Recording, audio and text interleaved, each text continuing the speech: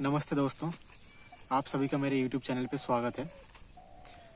आज हम जिस टॉपिक के बारे में बात करने वाले हैं वह सिविल सेवा परीक्षा के बारे में होने वाला है। सिविल सेवा परीक्षा का आयोजन साल में एक बार कराया जाता है, जिसका आयोजन यूपीएससी द्वारा किया जाता है। यूपीएससी और सिविल सेवा परीक्षा ये दोनों अलग अलग विषय हैं। यूपीएससी एक निकाय है या फिर संस्थान है जो इस परीक्षा के साथ साथ कई अन्य परीक्षाएं जैसे एनडीए, सीडीएस, सीएपीएफ, एसी इत्यादि एग्जामों का कंडक्ट कराते हैं। यूपीएससी का गठन भारतीय संविधान के अनुच्छेद 315 से 323 के आधार पर किया गया है। ये एक स्वतंत्र एवं निष्पक्ष निकाय है जो विभिन्न परीक्षाओं का आयोजन करवाता है और जिस परीक्षा के माध्यम से सिविल सेवक यानी कि आईएएस, आईपीएस और अन्य सेवाओं के सिविल सेवकों का चयन किया जाता है उसका नाम सिविल सेवा परीक्षा। यूपीएससी में एक अध्यक्ष के साथ साथ कई अन्य सदस्य होते हैं। तो चलिए अब हम मेन टॉपिक पे आते हैं, सिविल सेवा परीक्षा। सिविल सेवा परीक्षा में बैठने के लिए सबसे पहले आपको ग्रेजुएशन होना होगा। अब हम मेन टॉपिक पे आते हैं, सिविल सेवा परीक्षा। सिविल सेवा परीक्षा में बैठने के लिए सबसे पहले आपको अपना ग्रेजुएशन कंप्लीट करना होगा, उसके बाद आप सिविल सेवा परीक्षा में बैठ सकते हैं। सिविल सेवा परीक्षा के 3 टॉपिक हैं, यानी कि 3 चरण हैं। पहला प्रीलिम्स, दूसरा मेंस और तीसरा इंटरव्यू यानी कि साक्षात्कार। हर साल लाखों युवा इस परीक्षा में बैठते हैं, लेकिन सिर्फ कुछ ही 100 यानी कि 800, 900 या 1000 बस इतना ही सीट होता है और इतने ही युवाओं का फाइनल सिलेक्शन होता है। अब हम प्रीलिम्स के बारे में बात करते हैं। प्रीलिम्स परीक्षा के 2 पेपर हैं, पेपर 1 और पेपर 2।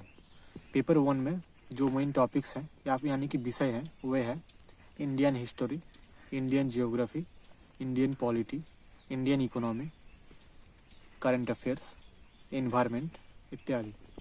और दूसरा पेपर सीसेट यानी सिविल सर्विस एप्टीट्यूड टेस्ट। अगर आप प्री क्लियर करते हो उसके बाद ही आप मेंस पे बैठ सकते हो। मेंस में बहुत सारे विषय हैं यानी कि बहुत सारे पेपर होते हैं, जिनमें कुल 9 पेपर होते हैं, जिसमें से 2 क्वालिफाइंग पेपर होते हैं जो लैंग्वेज बेस्ड होते हैं।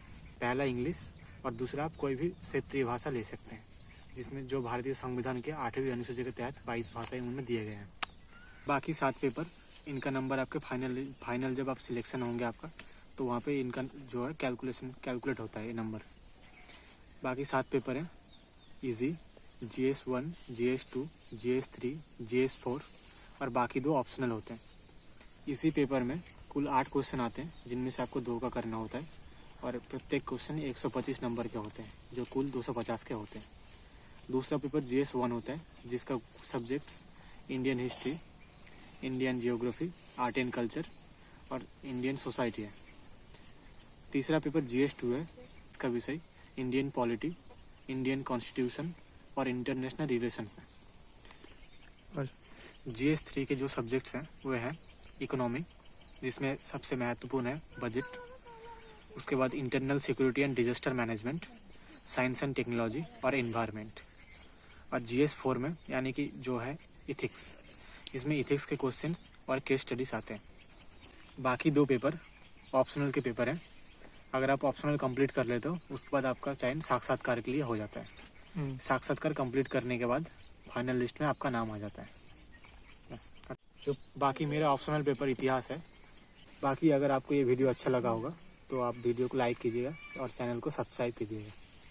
और इसके बाद हमारा जो नेक्स्ट वीडियो आने वाला है ये और डिटेल वीडियो आने वाला है कि आपको कौन कौन सी किताब आप पढ़ सकते हैं, कौन कौन सी किताब आपके लिए बहुत उपयोगी हो सकते हैं। धन्यवाद।